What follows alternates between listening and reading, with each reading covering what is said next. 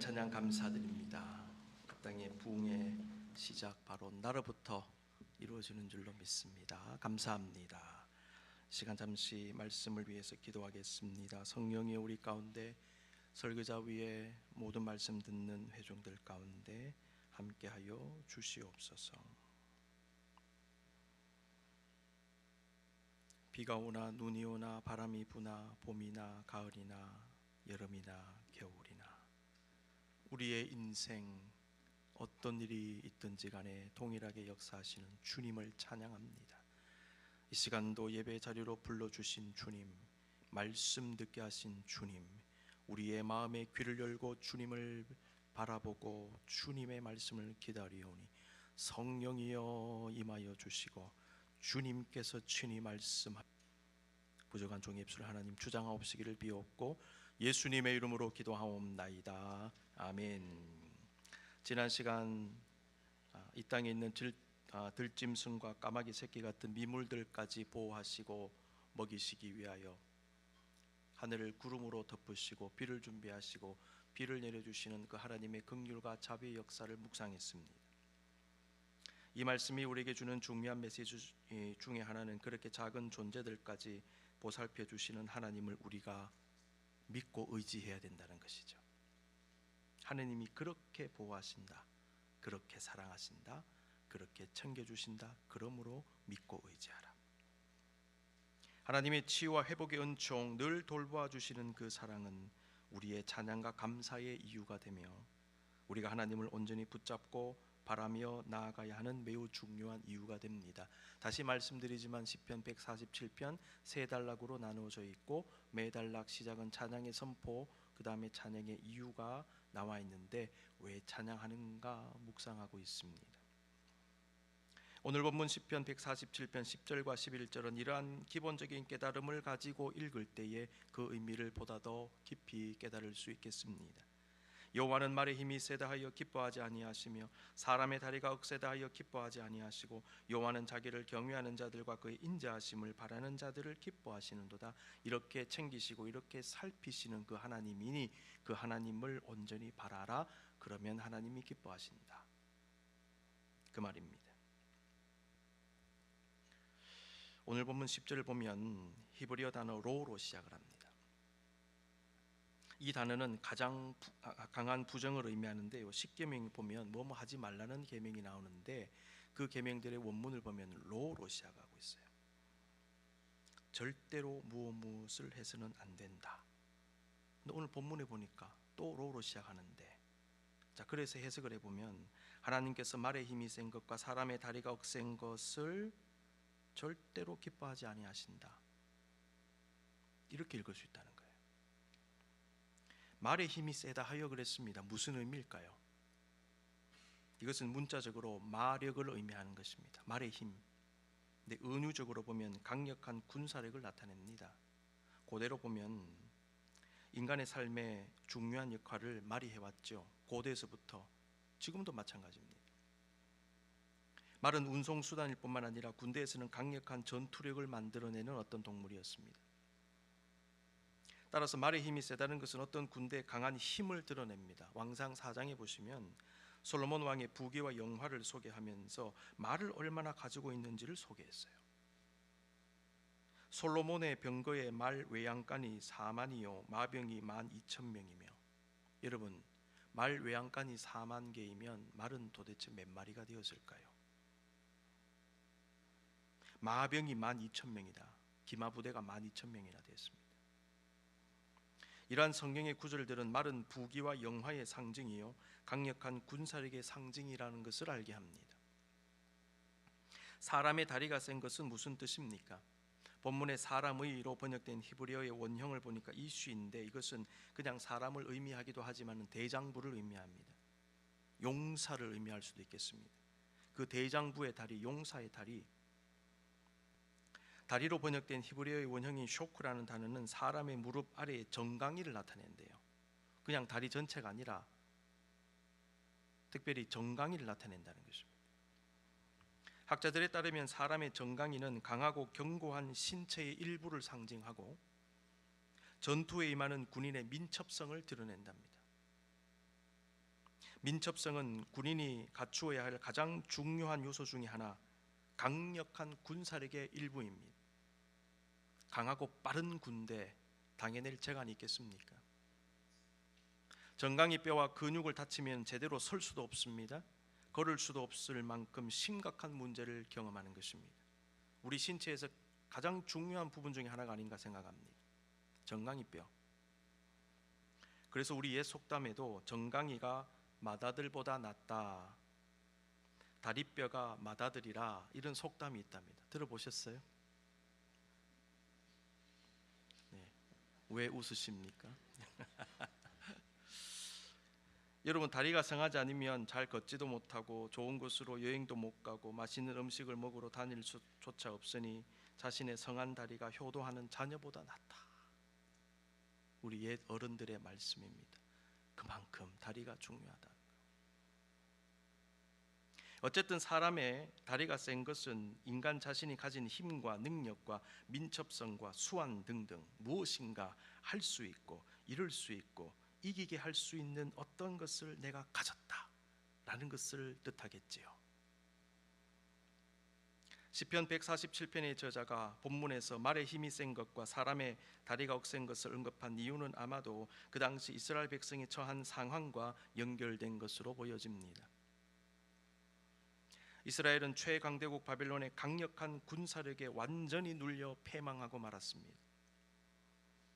그들은 바벨론의 엄청난 무력, 특히 가공할 위력의 기마병 부대에 짓밟히고 당해낼 수 없을 만큼 강한 무기와 힘을 갖춘 군사들의 공격에 속수무책으로 무너졌을 것입니다.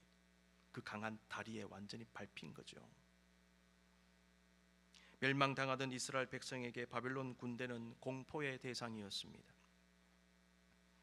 시편 저자는 이스라엘 백성이 공포감을 가졌던 바벨론 군대의 엄청난 힘을 말의 힘이 센 것과 사람의 다리가 억센 것이라고 표현했던 것입니다.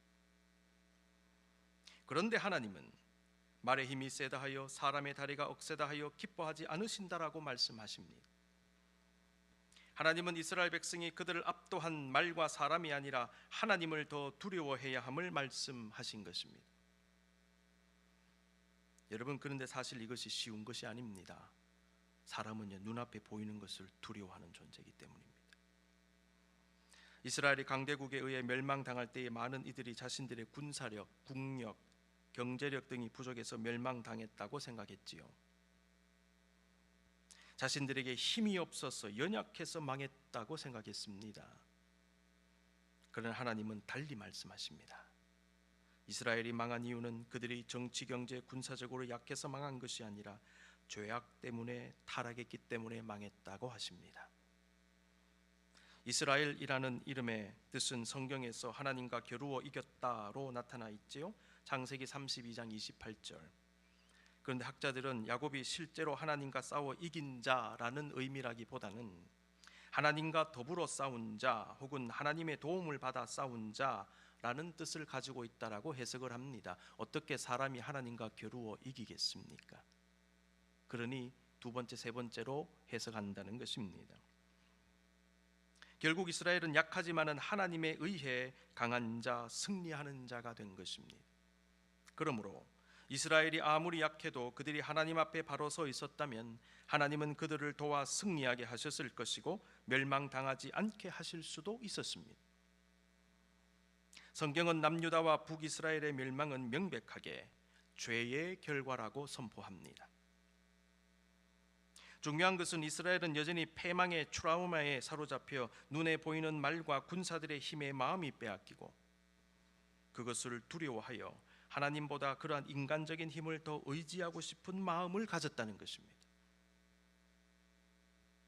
그런 상황에서 본문의 저자는 하나님은 그것을 기뻐하지 않으시며 하나님을 더 의지하라고 말씀하고 계십니다. 여러분, 우리 역시 우리 눈앞에 보이는 말의 힘과 사람의 다리가 억센 것을 두려워하고 그것들을 하나님보다 더 붙잡고 싶은 마음 가질 수 있습니다. 솔직하게 고백합니다. 우리도 우리가 생각하기에 좋은 것, 중요한 것, 강한 어떤 것에 마음을 빼앗기고 미혹당할 수 있지 않습니까? 돈의 위력을 한번 느껴보신 적이 있으십니까? 권력의 힘이 얼마나 대단하다는 것을 한번 체험해 보신 적이 있으십니까? 고관대작들이 말 한마디 하면 벌벌 떨면서 어떤 일이 처리되는 것을 한번 경험해 보신 적이 있으십니까? 정치권을 보십시오. 누가 뜨면요 줄을 그 자리에 쫙 섭니다. 왜 설까요? 권력에 쏠리는 겁니다. 사람은요 권력에 쏠려요. 물질에 쏠리고 힘에 쏠리는 것입니다. 이게 사람의 마음이에요. 그러니까 눈에 보이는 말의 힘에 눈이 가는 것이죠. 억센 다리에 눈이 가는 것입니다. 지금 우리는 물질주의 사회, 과학과 기술주의 사회를 살고 있습니다. 지금 AI 기술의 고도화로 말미암아 미국을 비롯한 많은 국가들이 긴장 아닌 긴장을 하고 있고 엄청난 자금을 투자하며 개발에 열을 올리고 주도권을 빼앗기지 않기 위해 노력하고 있습니다.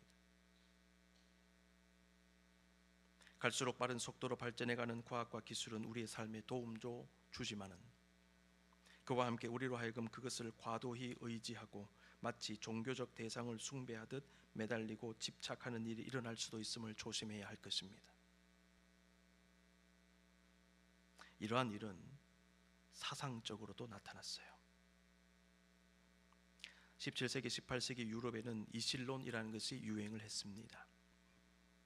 이실론이란 세상을 창조하신 하나님의 존재는 인정하지만은 하나님이 이 세상에 직접적으로 관여하지는 않는다고 믿으면서 성경에 기록된 초자연적인 기적의 역사를 부정했습니다. 하나님은 자연 만물을 만들어 놓으시고 질서를 부여해 주셨기 때문에 그 질서대로만 움직인다. 따라서 초자연적 역사는 없다. 기적을 거부합니다. 이실론은 자연은 자연의 법칙에 의해 운영되고 그 법칙은 이성으로 이해될 수 있다라고 말하면서 인간의 이성은 불변의 진리의 근거이다. 선험적인 원리들을 생리적으로 갖고 있다라고 주장을 합니다. 이실론자들은 기독교와 모든 진리는 이성의 합리적 증거에 의해 검증되어야 한다라고 말합니다. 그래서 검증되지 않았다면 믿을 수 없다라고 주장했어요. 그래서 이슬론을 이성의 종교라고 말하는 것입니다. 이들은 하나님을 믿고 기독교를 신봉하는 것처럼 보이지만은 사실은 인간의 이성을 최고의 판단 기준으로 여기고 심지어 하나님의 자리에까지 올려놓았는지도 모릅니다. 이성 중심주의. 이러한 이성주의는 그 당시 과학과 철학이 발전하는 분위기 속에서 나온 것입니다. 당시 많은 사람들은 전통적인 성경적 가르침에서 벗어나 이성주의와 합리주의의 가르침에 매료되어 신앙에서 벗어나고 말았습니다. 지금도 이와 같은 흐름이 우리 눈에 보입니다.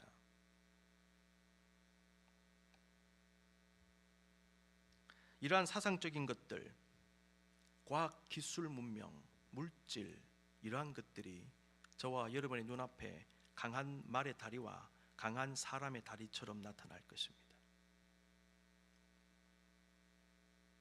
문제는 우리가 하나님을 향한 마음을 그것들에 빼앗겨 하나님을 온전히 바라지 않게 될 수 있다는 것이지요.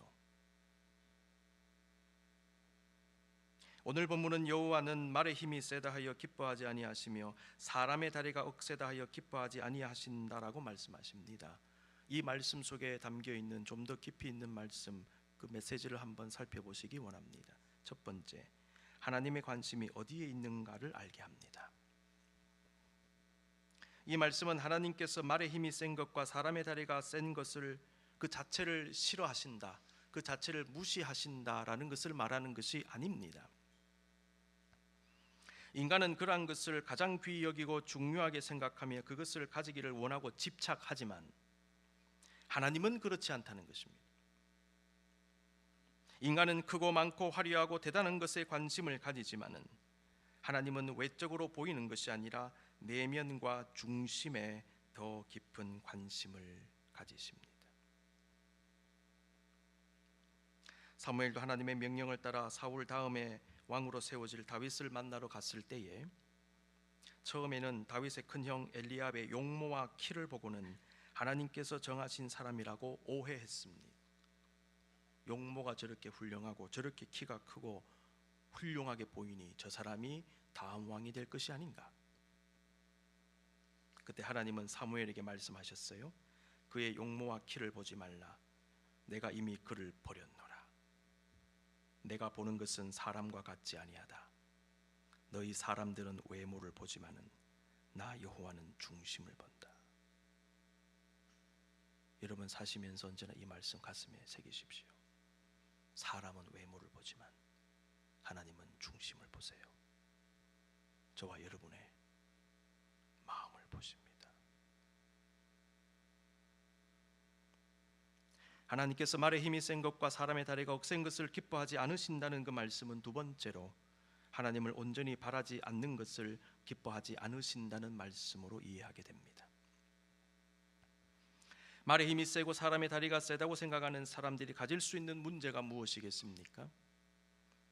그것은 자신이 가진 강한 말과 자신의 강한 정강이 뼈, 다리 힘을 의지하면서 하나님을 온전히 의지하고 사모하지 않는다는 것입니다. 이런 현상을 가장 정확하게 기록한 본문 말씀 중에 하나를 소개합니다. 이사야서 31장 1절 다 같이 읽겠습니다. 시작. 도움을 구하러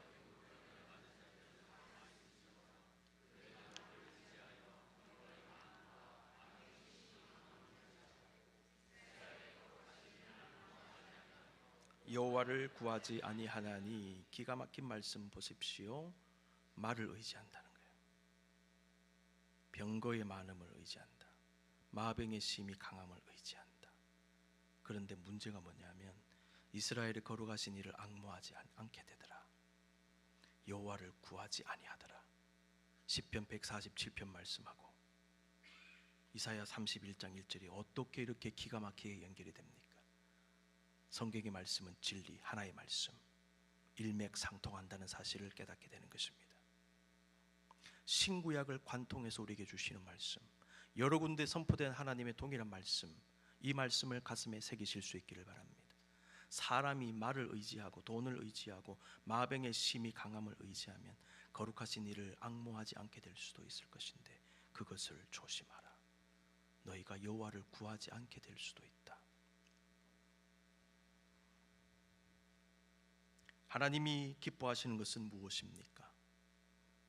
여호와는 자기를 경외하는 자들과 그의 인자하심을 바라는 자들을 기뻐하시는도다. 자기를 경외하는 자들, 다시 말해서 하나님을 경외하는 사람들은 하나님을 사랑하고 두려워하는 사람들입니다. 이런 사람들은 세상과 사람을 두려워하지 않습니다. 여러분 정말 하나님 두려워하시면요 세상과 사람을 두려워하지 않게 됩니다. 담대해집니다. 겸손하지만은 담대함을 가집니다.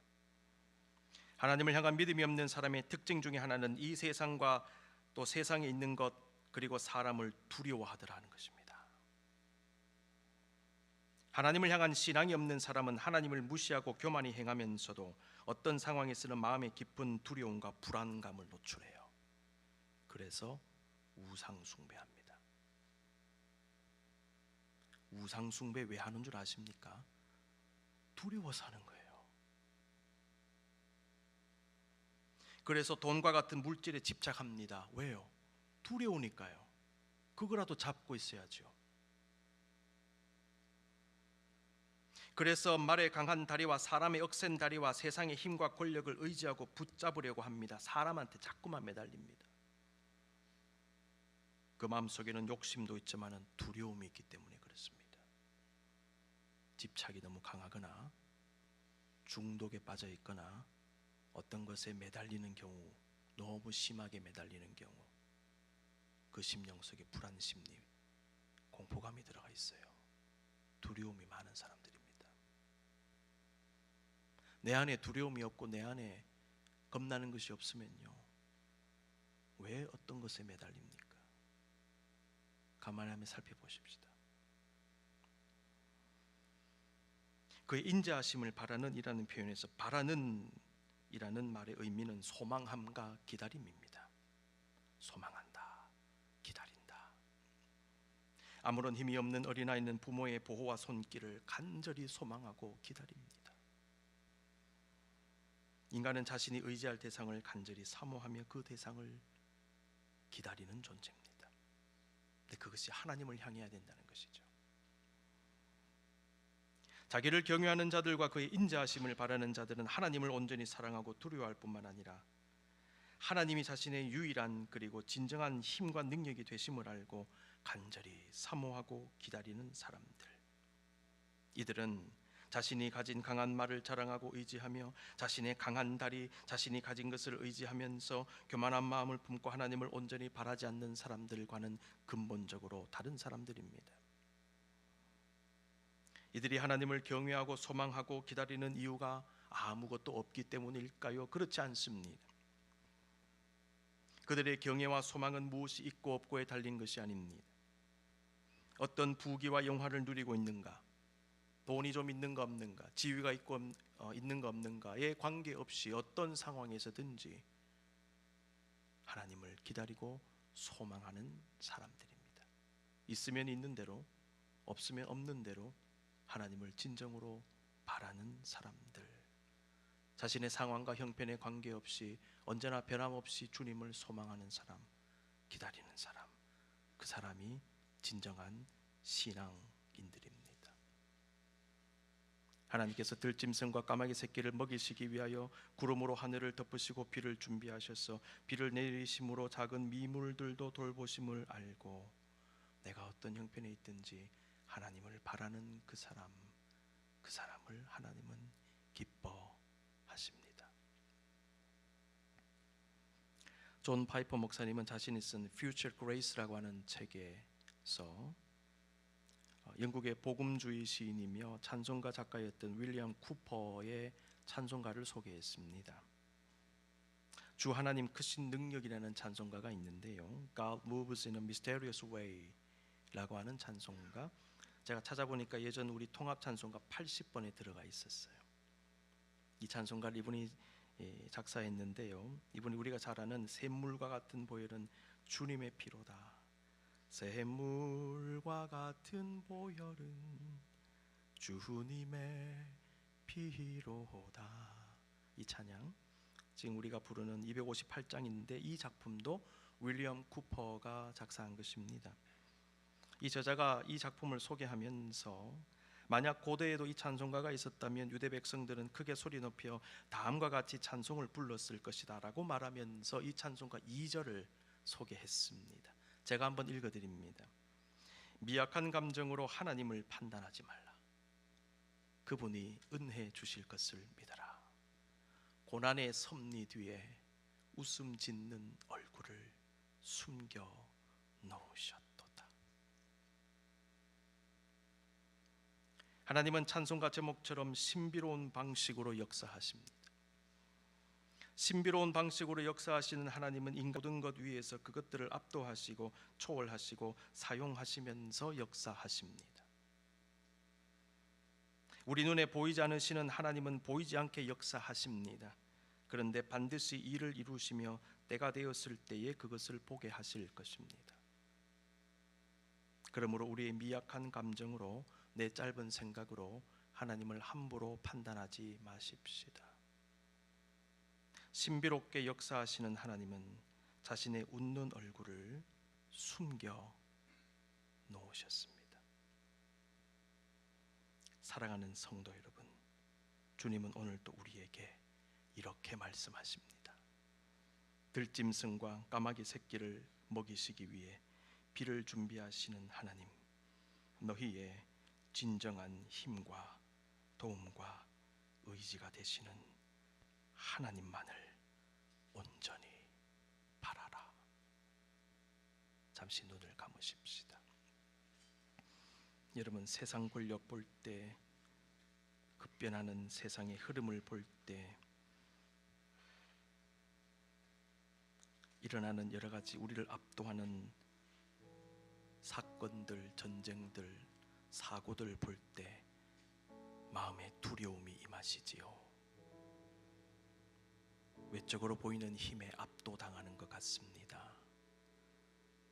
우리가 감히 컨트롤할 수 없는 보이는 보이지 않는 엄청난 힘들 때문에 우리의 마음이 흔들릴 수 있어요. 그때 우리는 나도 모르는 사이에 말의 힘을 의지하고 사람의 다리가 억센 것을 붙잡고 싶은 마음을 가질 때도 있을 것입니다. 그러나 여러분, 주님의 세미한 음성을 들으십시오. 나는 그러한 것들을 기뻐하지 아니한다. 나는 어떤 상황 속에서도 나를 온전히 바라는 자, 나의 인자를 바라는 자, 내 얼굴을 바라는 자, 소망하고 간구하며 기다리는 그 사람을 나는 기뻐한다. 힘의 근원이 어디에 있는 줄 아느냐? 물질의 근원이 어디에 있는 줄 아느냐? 권력의 근원이 어디에 있는 줄 아느냐? 이 세상의 근원이 누구인 줄 아느냐? 주님 우리에게 말씀하십니다. 나를 바라라. 내가 하늘에 구름을 만들고 비를 내려 작은 미물까지 챙기는 줄 너희가 깊이 깨달아 알기를 원한다. 너희의 삶에 어떤 어려움이 있을지라도, 이 땅에 어떤 문제들이 발생할지라도 나는 그 위에서 여전히 통치하고 있다. 두려워하지 말고 흔들리지 말고 나를 온전히 바라라. 내가 너의 신음소리도 듣고 있다. 내가 너의 작은 기도에도 응답하기 원한다. 내가 너희를 주목하여 보고 있다. 너희도 나를 온전히 소망하거라. 이 주님의 세미한 음성 들으시고, 주여 그렇게 살겠습니다. 흔들리는 마음 다잡고 오늘도 하나님 온전히 바라보며 주만 바라보며 오늘을 살겠습니다. 다짐하고 결단하는 기도 주님께 잠시 다 같이 드리겠습니다. 다 같이 기도합니다.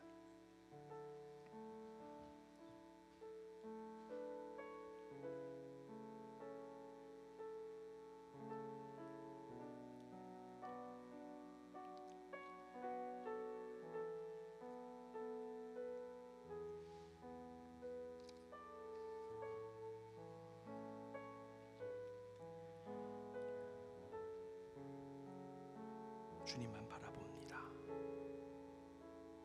하나님만 사모합니다. 두려워하지 않게 하여 주시고